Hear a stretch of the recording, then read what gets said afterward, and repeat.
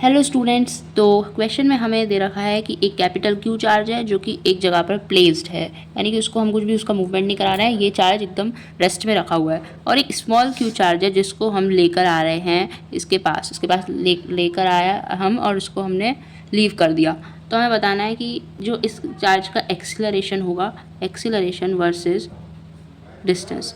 इस चार्ज का जो एक्सीलरेशन होगा, क्योंकि ये चार्ज यहाँ से जब जाएगा तो ये इन दोनों के बीच में जो फोर्स लगेगा, कूलम्ब्स लॉ ऑफ अट्रैक्शन, उस फोर्स की वजह से इसका एक्सीलरेशन होगा।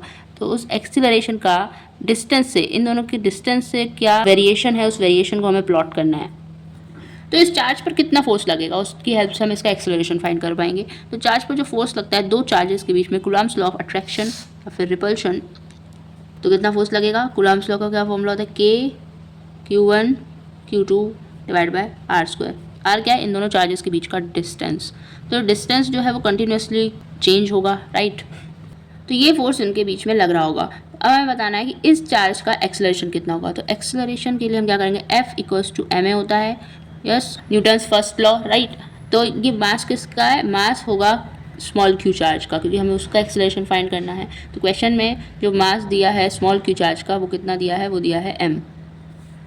तो हम इस फोर्स को अगर F/m कर देते हैं तो हमारे पास एक्सीलरेशन आ जाएगा। तो एक्सीलरेशन कितना आ जाएगा, इस फोर्स को मास से डिवाइड कर देते हैं दिया, तो ये इतना एक्सीलरेशन इसका, इस स्मॉल क्यू चार्ज का एक्सीलरेशन होगा। अब हम इसका वो देख लेते हैं रिलेशन, एक्सीलरेशन डिस्टेंस पे कैसे डिपेंड कर रहा है। तो हम देख सकते हैं कि ये जो है k कांस्टेंट है, Q दोनों चार्जेस कांस्टेंट है, चेंज तो नहीं हो रहे हैं, मास भी इसका कांस्टेंट ही रहेगा।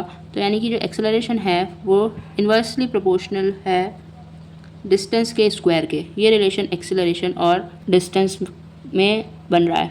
तो ये कैसा है, ये है y is proportional to 1/x² का रिलेशन है ये। और इसका जो ग्राफ होता है वो कैसे होता है, रेक्टेंगुलर हाइपरबोला ग्राफ होता है। यानी कि a और r का जो ग्राफ होगा वो कुछ इस तरह का होगा। यानी कि ऑप्शन नंबर फर्स्ट करेक्ट हो जाएगा। Okay, thank you.